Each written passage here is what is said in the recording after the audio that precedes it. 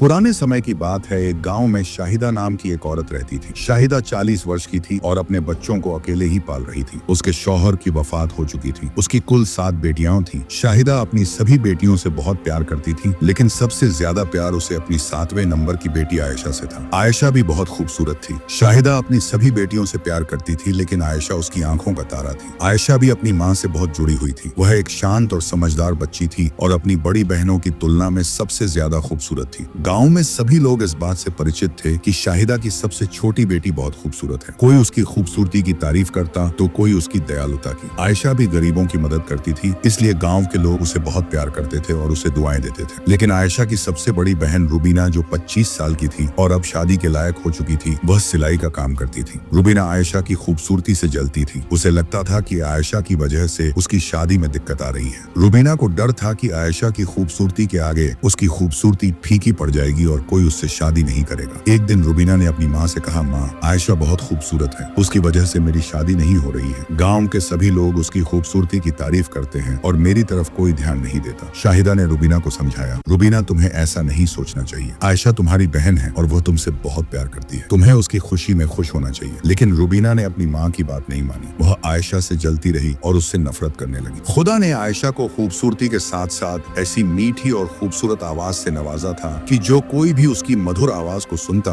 वो गुम हो जाता। वक्त धीरे धीरे गुजरता गया और आयशा की मकबूलियत बढ़ती गई। गांव के लोग उसकी तारीफ करते नहीं थकते। कोई उसे अपनी बेटी की शादी के लिए गीत गाने को बुलाता तो कोई उससे दुआएं मांगने लगता। आयशा का दिल साफ था और वो सभी गरीब लोगों की मदद करती थी, लेकिन उसकी बहनों को लगता था कि वह उनकी इज्जत खराब कर रही है। एक दिन गांव के जौहरी साहिब ने आयशा को अपने घर बुलाया। उनकी बेटी की शादी थी और वो चाहते थे कि आयशा अपनी सुरीली आवाज से शादी में 4 चांद लगा दे। आयशा ने खुशी खुशी इस दावत को कबूल कर लिया। उसकी बहनें, जो हमेशा उससे हसद करती थीं, ये देखकर और भी जलने लगी। शादी में आयशा ने ऐसे दिलकश गीत गाए कि सब लोग झूम उठे। जौहरी साहब और उनकी पत्नी आयशा की आवाज से बहुत प्रभावित हुए। उन्होंने आयशा को ढेर सारा इनाम दिया, जिसमें जेवरात और कपड़े शामिल थे। आयशा बहुत खुश हुई और वो घर लौट आई। उसने ये सब चीजें अपनी माँ को दी और कहा, अम्मा, आप ये सब चीजें रुबीना बाजी के लिए रख लें, उनकी शादी के लिए काम आएंगी। आयशा की बहनें ये देखकर और भी जलने लगी। रुबीना, जो आयशा से हसद करती थी, सबके सामने बोल पड़ी, रहने दो, मुझे ये सब नहीं चाहिए। मैं तेरा एहसान क्यों लूं? अम्मा, इसका बाहर जाना बंद करा दो। किसी दिन ये आपका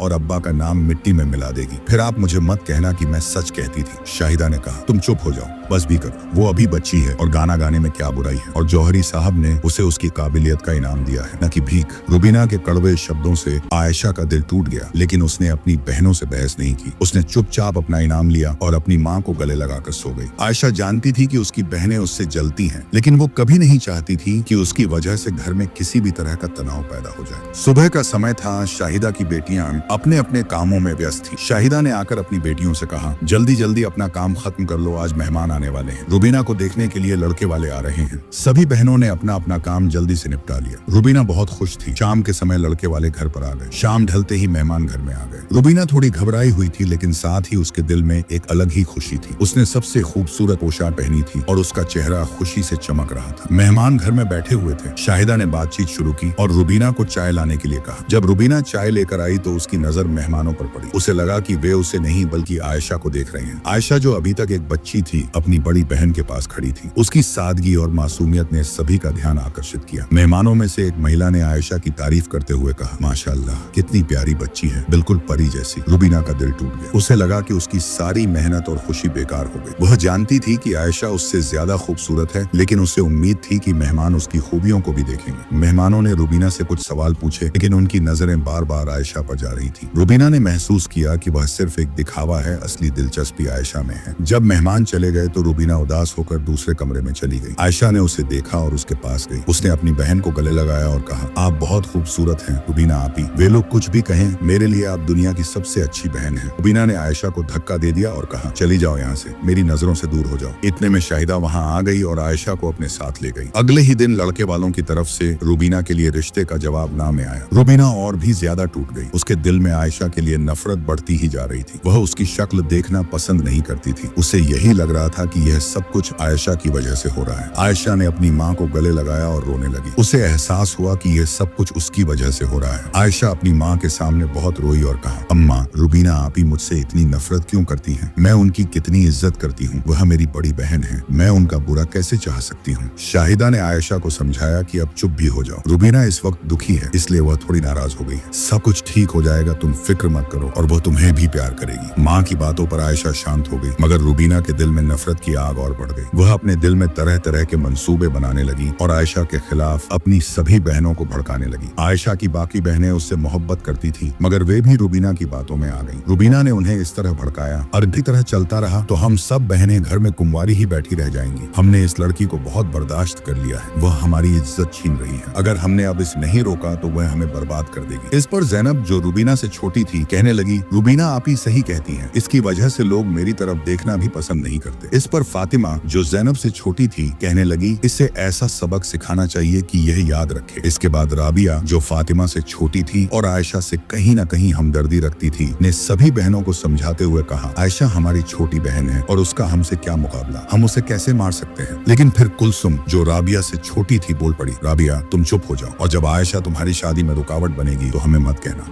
राबिया की चीख से कमरे में पसरा सन्नाटा और गहरा हो गया। उसकी आंखों में बेबसी और दुख के आंसू थे। तुम लोग मेरी बात क्यों नहीं समझ रही हो? आयशा ने कभी किसी का बुरा नहीं चाहा, वो हम सब से बहुत प्यार करती है, और तुम लोग उसे मारने की बात कर रही हो। राबिया की आवाज टूट रही थी, उससे अपनी बहनों के इस रूप पर विश्वास नहीं हो रहा था। तुम लोग जानती हो कि जब अम्मी को पता चलेगा तब क्या होगा, क्या तुम लोगों ने एक बार भी उनके बारे में सोचा? राबिया ने अपनी बहनों को झकझोरने की कोशिश की। उसकी आंखों में क्रोध के साथ साथ गहरी पीड़ा भी थी, लेकिन उसकी बहनों के चेहरे पर कोई शिकन नहीं थी। उनके दिलों में आयशा के लिए कोई दया नहीं बची थी। उन्हें सिर्फ अपना मकसद दिखाई दे रहा था, आयशा को उनके रास्ते से हटाना। राबिया ने हार नहीं मानी। उसने अपनी बहनों को समझाने की पूरी कोशिश की। उसने उन्हें आयशा के साथ बिताए खूबसूरत पलों की याद दिलाई, उनके बचपन की यादों को ताजा किया, लेकिन सब बेकार था। उसकी बहनें पत्थर की तरह अटल थीं। आखिरकार राबिया टूट गई, वो फर्श पर बैठ गई। कुछ दिन इसी तरह गुजर गए। सबसे पहले रुबीना ने राबिया का भरोसा जीता, उसे यकीन दिलाया कि वो आयशा को कोई नुकसान नहीं पहुंचाएगी, और बाकी सभी बहनों ने भी यकीन दिलाया। मगर राबिया और आयशा को क्या मालूम था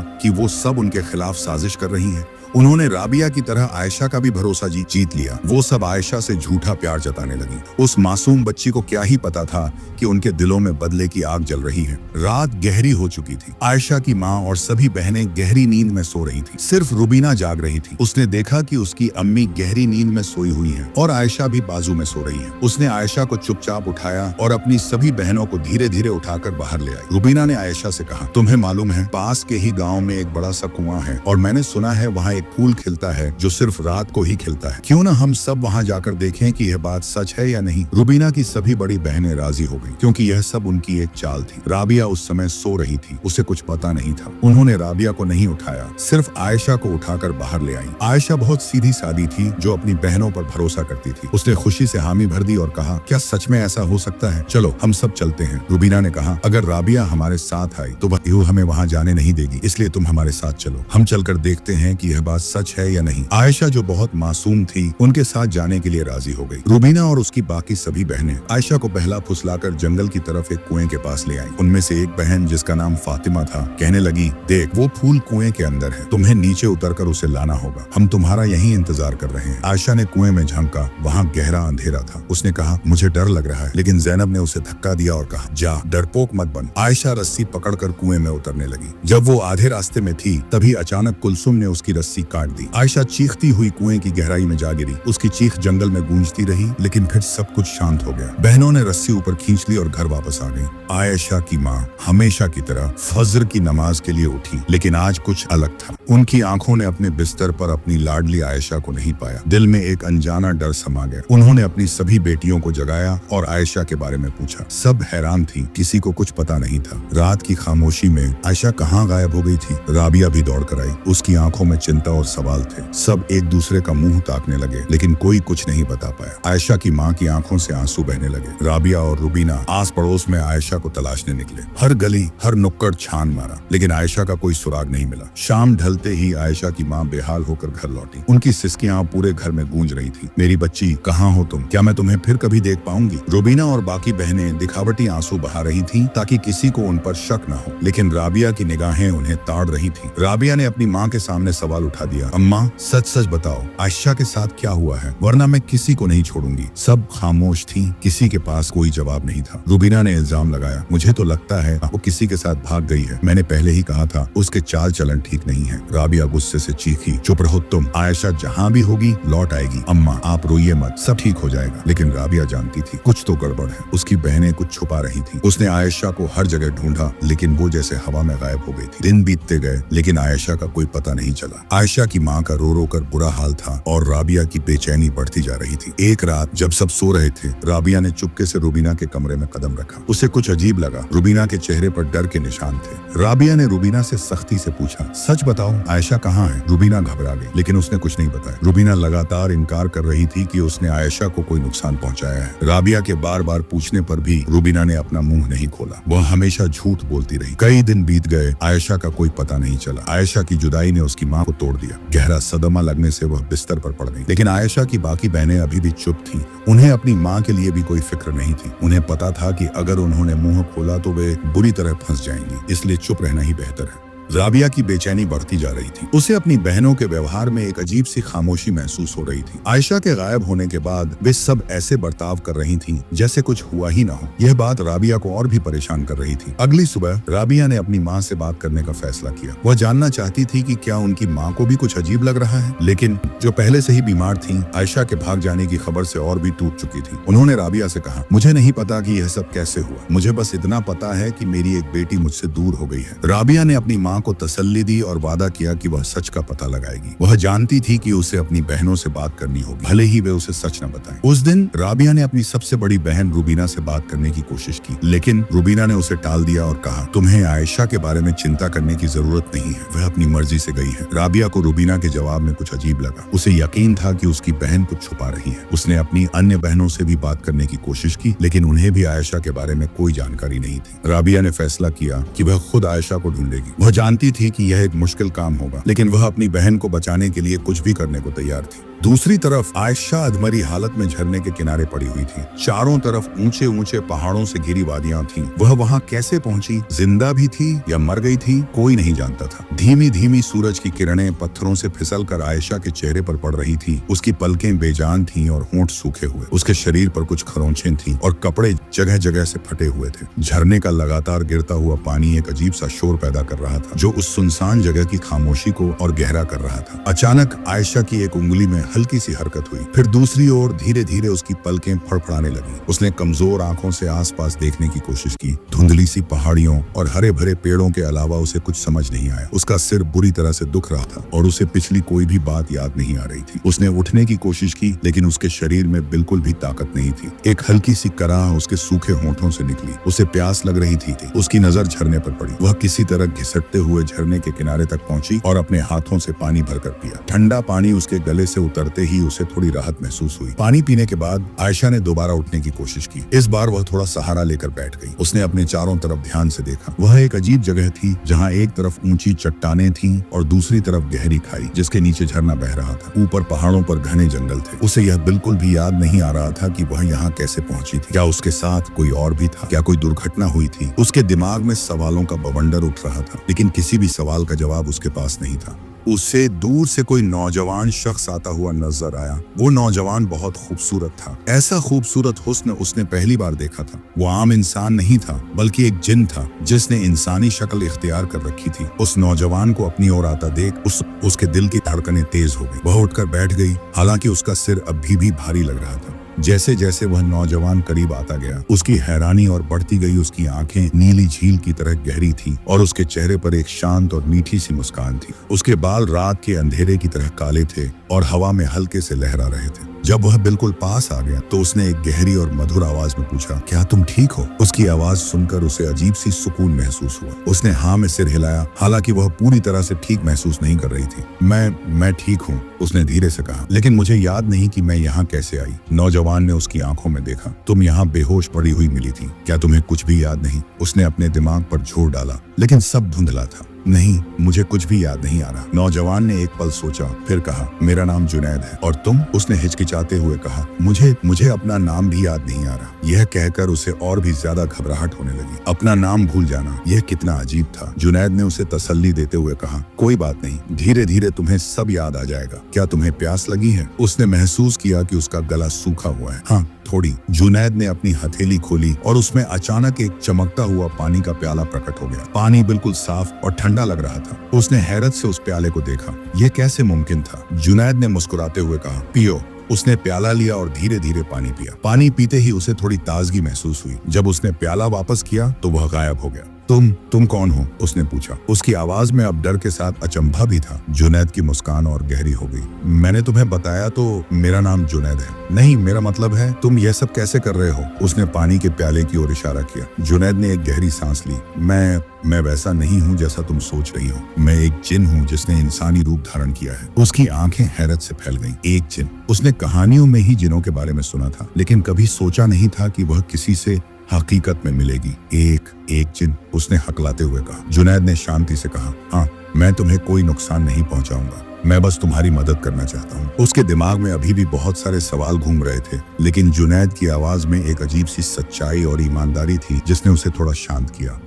तुम मेरी मदद क्यों करना चाहते हो? उसने पूछा। जुनैद ने उसकी आंखों में देखा और कहा, क्योंकि तुम्हें यहाँ इस हालत में देखकर मुझे अच्छा नहीं लगा, और शायद इसके पीछे कोई वजह है कि हमारी मुलाकात हुई है। उसने जुनैद की बातों पर गहराई से सोचा। उसे अभी भी कुछ भी याद नहीं आ रहा था, लेकिन इस खूबसूरत और रहस्यमय नौजवान में कुछ ऐसा था जिस पर वह भरोसा करना चाहती थी। क्या तुम मुझे बता सकते हो कि मैं यहाँ कैसे आई? उसने पूछा। उसकी आवाज में उम्मीद की एक किरण थी। जुनैद ने थोड़ा उदास होकर कहा, मुझे ठीक से नहीं पता। मैंने तुम्हें यहाँ बेहोश पाया था। कोई दुर्घटना हुई लगती है, लेकिन कोई निशान नहीं थे। उसके दिमाग में फिर से सवालों का बवंडर उठने लगा। अगर कोई दुर्घटना हुई थी तो उसे क्यों याद नहीं आ रहा, और यहाँ कोई और क्यों नहीं था? जुनैद ने उसकी बेचैनी को महसूस किया। शांत रहो, उसने कहा, हम मिलकर पता लगाएंगे। क्या तुम्हें कोई ऐसी जगह याद है जहाँ तुम रहती हो? कोई दोस्त या परिवार? उसने फिर से सोचने की कोशिश की, लेकिन सब कुछ धुंधला था। निराशा उसके चेहरे पर साफ झलक रही थी। जुनैद ने कहा, कोई बात नहीं, हम धीरे धीरे चलेंगे। पहले तुम्हें आराम करने की जरूरत है। उसने आसपास देखा। यहाँ पास में एक सुरक्षित जगह है। क्या तुम मेरे साथ चल सकती हो?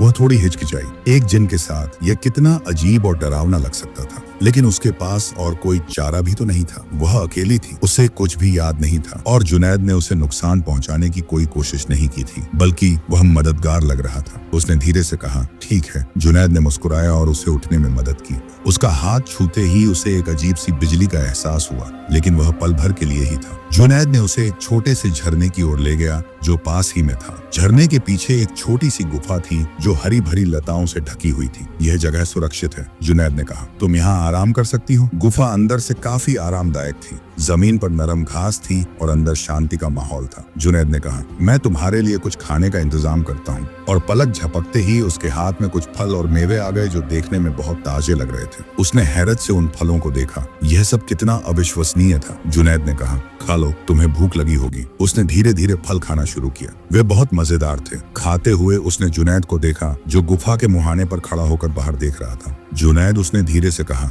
तुम सच में मेरी मदद करोगे? जुनैद उसकी ओर मुड़ा और उसकी आंखों में देखते हुए कहा, हाँ, जब तक मुझे यह पता नहीं चल जाता कि तुम कौन हो और यहाँ कैसे आई, मैं तुम्हारे साथ रहूंगा। उसकी बातों में एक वादा था, एक भरोसा था जिसने उसके अंदर थोड़ी सी उम्मीद जगाई। वह अभी भी डरी हुई थी और उलझन में थी, लेकिन इस खूबसूरत जिन के साथ उसे लग रहा था कि शायद उसे अपने सवालों के जवाब मिल जाएंगे, और शायद यह उसकी नई कहानी की शुरुआत थी। रूबीना की शादी के बाद घर सूना सूना लगने लगा। माँ भी चली गई और अचानक सारी जिम्मेदारी राबिया के कंधों पर आ गई। वो घर की छोटी बेटी थी और अब उसे ही घर चलाना था और अपनी छोटी बहनों का भी ध्यान रखना था। घर के काम कभी खत्म नहीं होते थे। सुबह उठकर सबके लिए नाश्ता बनाना, फिर घर की सफाई करना, कपड़े धोना। राबिया हर काम में जुटी रहती थी। उसकी छोटी बहनें अभी पढ़ने लिखने की उम्र में थी और घर के कामों में उनका हाथ बटाना मुश्किल था। राबिया जानती थी कि उसे कुछ करना होगा। घर चलाने के लिए पैसे की जरूरत थी। माँ से सिलाई सीखी थी और अब यही उसका सहारा बनी। वह पड़ोसियों के कपड़े सिलती, छोटे मोटे ऑर्डर लेती और जो भी पैसे मिलते उससे घर का खर्च चलाती। दिन भर सिलाई मशीन पर बैठी रहती। उसकी उंगलियां लगातार चलती रहती। रात को जब सब सो जाते तो वह थक कर चूर हो जाती, लेकिन अगली सुबह फिर वही रूटीन शुरू हो जाता। उसकी बहनें बड़ी हो रही थी, उनकी जरूरतें बढ़ रही थी। राबिया को उनकी पढ़ाई का,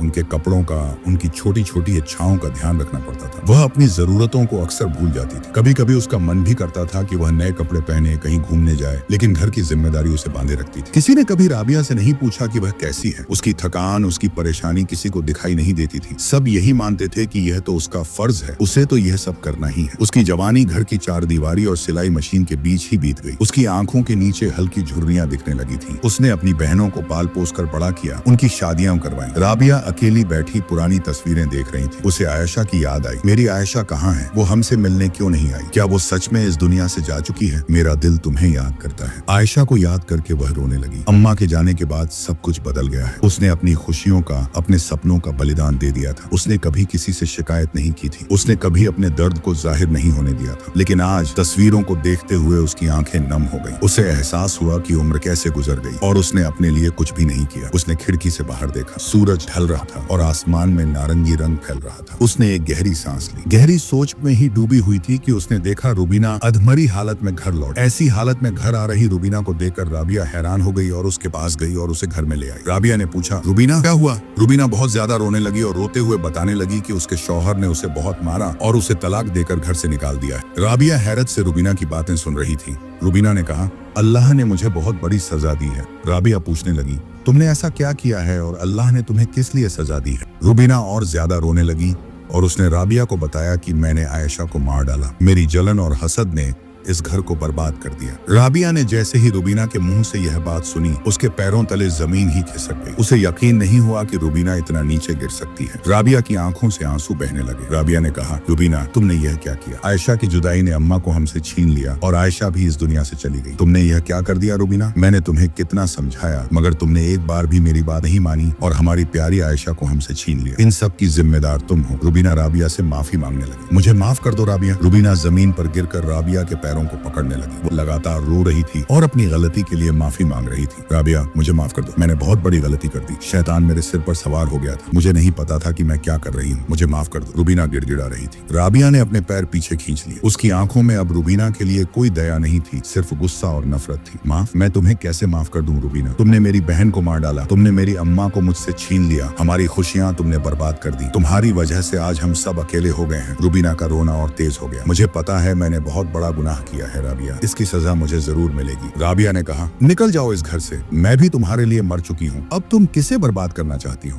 सब कुछ तो खत्म हो चुका है। तुम इस घर से चली जाओ और दोबारा यहाँ मत आना। रुबीना बहुत रोई। एक बार मेरी हालत समझो, मुझे इस घर में रहने दो, मैं कहाँ जाऊंगी? मुझे माफ कर दो राबिया। राबिया ने कहा, माफी मांगनी है तो उस परवरदिगार से मांगो, मुझे तुम अपने साथ गुनहगार क्यों बना रही हो? मगर राबिया रहम दिल थी। उसने रुबीना को माफ कर दिया और उसे घर में रहने दिया, क्योंकि वह नहीं चाहती थी कि उसकी बहन दर दर की ठोकरें खाए और उसके साथ कोई हादसा पेश आ जाए। राबिया इस हादसे के बाद बिल्कुल बदल गई। उसका जो रवैया पहले था वैसा न रहा। उसने सिलाई का काम फिर से शुरू कर दिया, जो वह पहले से किया करती थी। उसने हर काम में राबिया का हाथ बटाना शुरू किया, क्योंकि रुबीना चाहती थी कि राबिया की अच्छे घर में शादी हो जाए। उसका सिर्फ एक ही मकसद था, राबिया की शादी करना। जो उसने आयशा के साथ किया था उसका उसे बहुत पछतावा था, मगर वह राबिया को खुश देखना चाहती थी, क्योंकि राबिया ने अकेले ही सब बहनों की शादी करवाई थी। सभी बहनें अपने अपने घर में खुशहाल थीं और अब सभी चाहते थे कि राबिया का घर भी बस जाए। धीरे धीरे समय बीतता गया। रुबीना अपने किए पर बहुत पछताती रही और राबिया की मदद करती रही। उसने घर के सारे काम में हाथ बटाया और राबिया का पूरा ख्याल रखा। राबिया ने भी धीरे धीरे अपने दिल के गुस्से को कम किया। हालांकि आयशा और अपनी माँ को खोने का गम उसके दिल में हमेशा बना रहा। परिवार की बाकी बहनें अक्सर राबिया रुबीना से मिलने आती और उसकी शादी के बारे में बातें करती। राबिया हमेशा इस बात को टाल देती थी, क्योंकि उसका ध्यान अब सिर्फ अपनी बहनों की खुशियों और घर की देखभाल पर था। एक दिन फातिमा, जो राबिया से छोटी थी, अपने पति के साथ राबिया से मिलने आई। उन्होंने राबिया से उसकी शादी के बारे में जोर देकर बात की। फातिमा ने कहा, राबिया अब तुम्हें भी अपनी जिंदगी के बारे में सोचना चाहिए। हमने अपनी अपनी गृहस्थी बसा ली है और अब हमारी यही दुआ है कि तुम्हारा भी घर आबाद हो। राबिया ने नम आंखों से कहा, आप सब जानती हैं कि मेरे दिल पर क्या गुजरी है। अब मेरा किसी और चीज में मन नहीं लगता। फातिमा ने प्यार से उसका हाथ पकड़कर कहा, वक्त हर जख्म भर देता है मेरी प्यारी बहन। आयशा हमेशा हमारी यादों में रहेगी, लेकिन तुम्हें अपनी जिंदगी को यूं नहीं रोकना चाहिए। चाहिए। हम तुम्हारे लिए एक अच्छा रिश्ता लाए हैं। लड़के का नाम फारूक है और वह एक शरीफ और नेक इंसान है। राबिया ने पहले तो इनकार किया, लेकिन अपनी बहनों के प्यार और आग्रह को वह टाल नहीं सकी। उसने फारूक से मिलने के लिए हाँ कह दिया। जब राबिया ने फारूक से मुलाकात की तो उसे वह एक सुलझा हुआ और समझदार व्यक्ति लगा। धीरे धीरे दोनों में बातचीत बढ़ी और राबिया को महसूस हुआ कि शायद उसकी जिंदगी में फिर से खुशियां आ सकती हैं। कुछ महीनों बाद राबिया और फारूक का निकाह हो गया। रुबीना ने इस शादी में बढ़ चढ़कर हिस्सा लिया। रुबीना बहुत खुश थी अपनी बहन की जिंदगी के लिए और उसने अपनी तरफ से कोई कमी नहीं रखी। उसने राबिया को मां बनकर विदा किया। राबिया अपने नए घर में बहुत खुश थी। फारूक ने उसे बहुत प्यार और सम्मान दिया। धीरे धीरे राबिया अपने अतीत के गम से बाहर निकलने लगी और एक नई जिंदगी की शुरुआत की।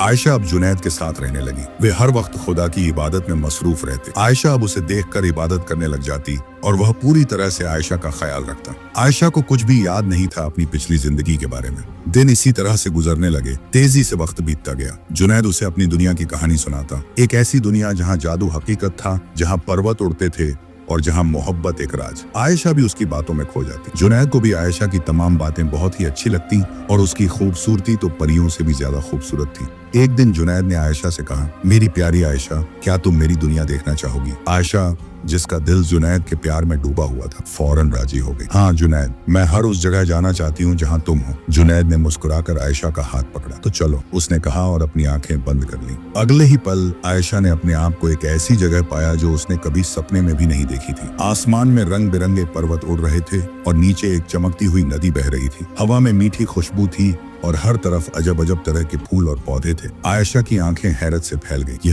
ये क्या जगह है जुनैद? ये मेरी दुनिया है आयशा, जुनैद ने जवाब दिया। यहाँ हर चीज मुमकिन है अगर दिल में चाहत हो तो।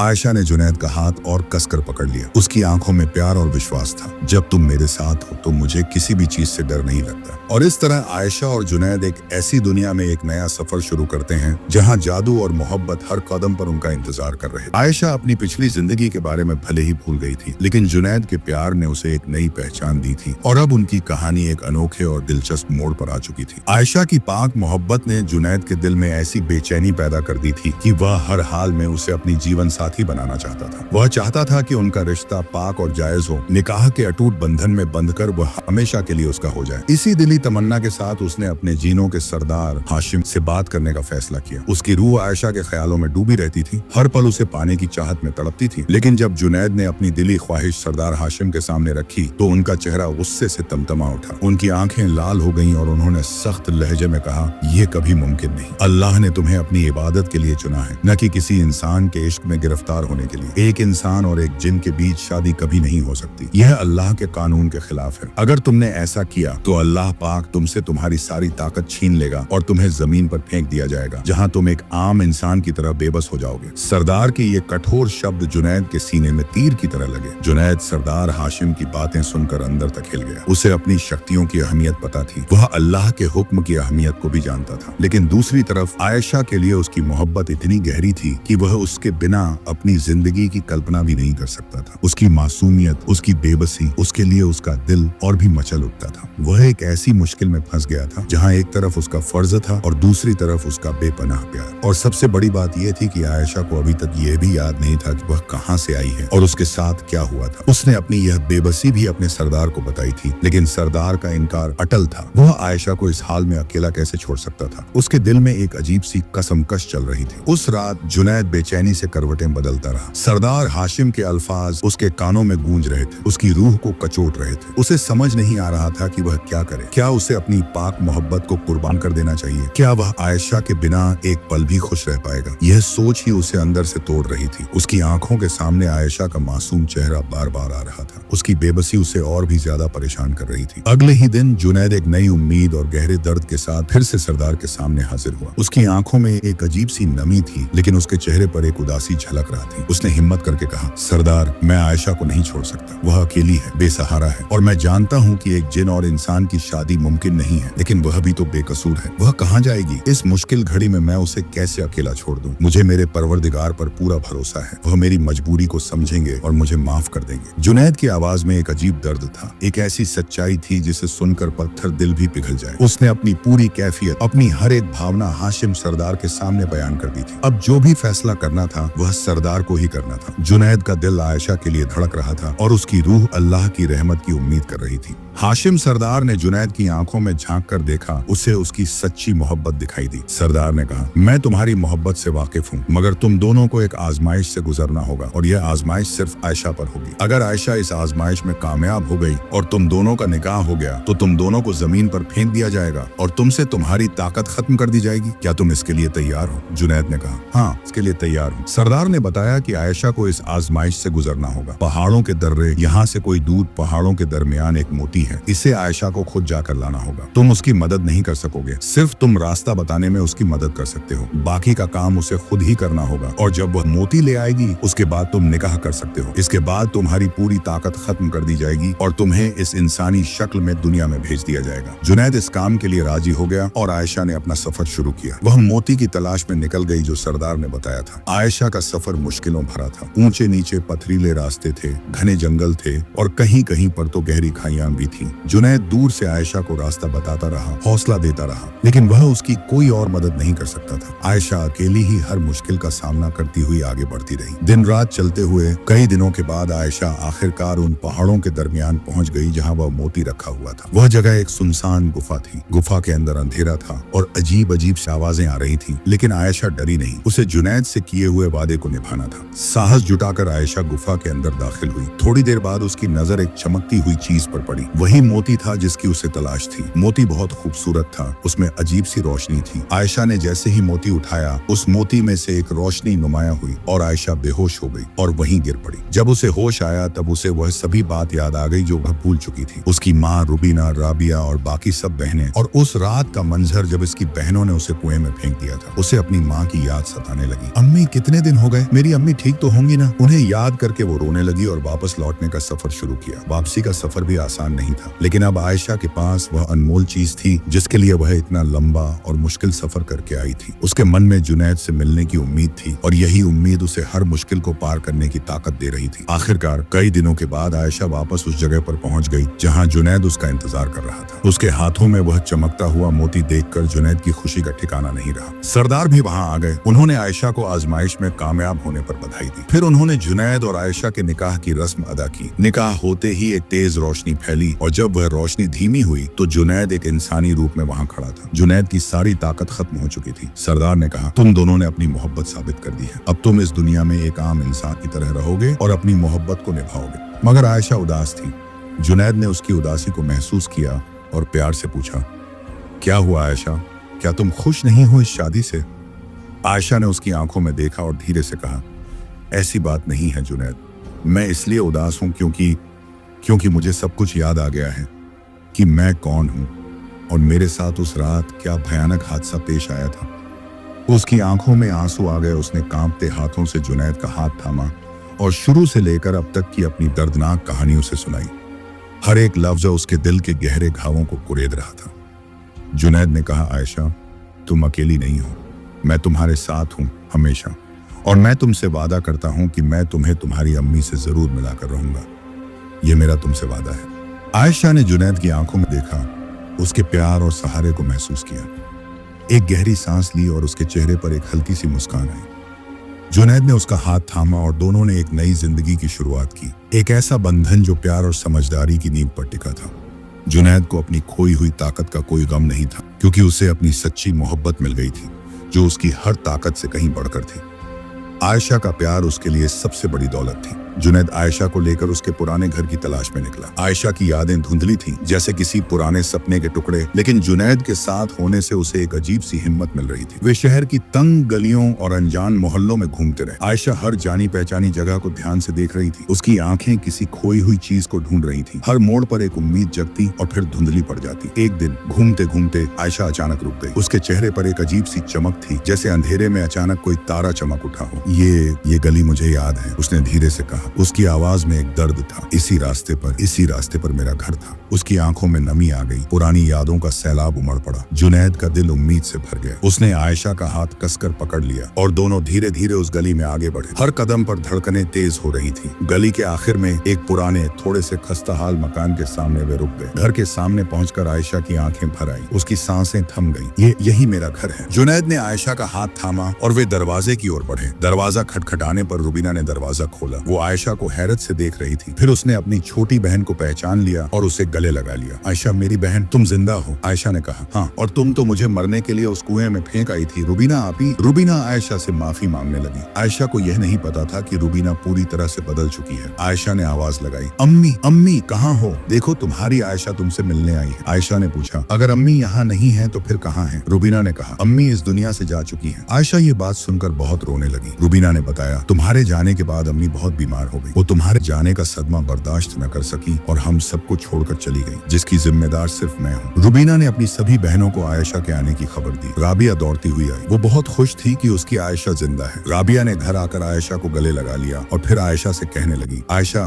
रुबीना को माफ कर दो, इसने अपने किए की सजा भुगत ली है। राबिया ने रुबीना की कहानी आयशा को सुनाई। आयशा, जो पहले से ही रहमदिल थी, उसने रुबीना को माफ कर दिया और अपनी सभी बहनों को भी माफ कर दिया। आयशा अपनी सभी बहनों को साथ देखकर बहुत खुश थी। इस खुशी में वह जुनैद का परिचय कराना ही भूल गई। आयशा ने अपनी याददाश्त खोने और जुनैद से मिलने तक की सारी कहानी सुनाई। आयशा की बहनें जुनैद की नेक दिली और आयशा के लिए उसकी मोहब्बत देखकर बहुत खुश हुई। उन्होंने आयशा को वापस पाकर अल्लाह का शुक्रिया अदा किया और साथ ही जुनैद का भी। आयशा इतने मुश्किलों के बाद अपने पूरे परिवार से मिली थी और वह अपनी बहनों को फिर से नहीं खोना चाहती थी, जिस तरह उसने अपनी माँ को खो दिया था। सभी बहनें आयशा को पाकर बहुत खुश थी। सभी बहनें अपने अपने घर चली गईं, मगर वह अक्सर रुबीना से मिलने आया करती थी। रुबीना ने दोबारा शादी नहीं की। वह अपने माँ के घर में रहने लगी और अपनी बड़ी बहन होने का फर्ज निभाती रही। शायद यही उसके गुनाह का प्रायश्चित था। दोस्तों, इस कहानी से यह सीख मिलती है कि नफरत और जलन इंसान को अंदर से खोखला कर देती है और इसका अंत हमेशा बुरा होता है। वहीं दूसरी ओर माफी और करुणा में बड़ी शक्ति होती है, जो टूटे हुए रिश्तों को भी जोड़ सकती है और जिंदगी को एक नई उम्मीद दे सकती है। आयशा की रहमदिली ने न सिर्फ रुबीना को एक नया जीवन दिया, बल्कि पूरे परिवार को फिर से खुशियों से भर दिया। उम्मीद है आज की यह कहानी आपको पसंद आई होगी। चैनल पर नए हैं तो हमारे चैनल को सब्सक्राइब जरूर कर लें। तब तक के लिए अल्लाह हाफिज।